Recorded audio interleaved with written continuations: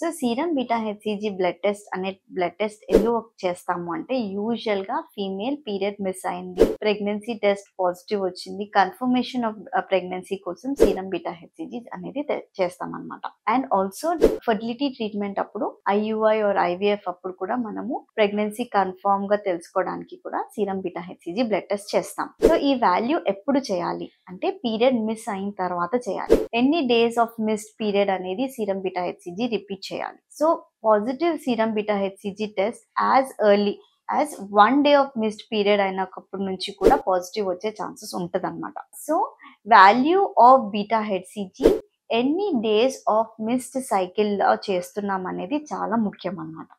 1 week కి miss అయినాక చేసినప్పుడు వాల్యూ హై రావాలి, 1 డే కి మిస్ అయినప్పుడు వాల్యూ మార్జినల్ గా లో వస్తుంది అనమాట. పాజిటివ్ వాల్యూ ఎప్పుడైనా సరే మోర్ దాన్ 50 to 60 అనేది తీసుకుంటాం. ఎనీథింగ్ లెస్ దాన్ 50 అది మళ్ళీ రిపీట్ చేసుకొని కన్ఫర్మ్ చేసుకోవాలి వెదర్ అది పాజిటివా లేదా అనేసి. ఎప్పుడైనా single value of beta HCG మనకి ఇంటర్ప్రిటేషన్ కొద్దిగా కన్ఫ్యూజింగ్ ఉంటుంది అనమాట. Until the value is really good. When I say good value అంటే వాల్యూ గుడ్ ఉంది అని ఎప్పుడు అంటామంటే more than 500, more than 600 first value of beta HCG ఉన్నప్పుడు మనము ఆ వాల్యూ పెరిగే ఛాన్స్ ఉంది అనేది తెలుసుకుంటాం.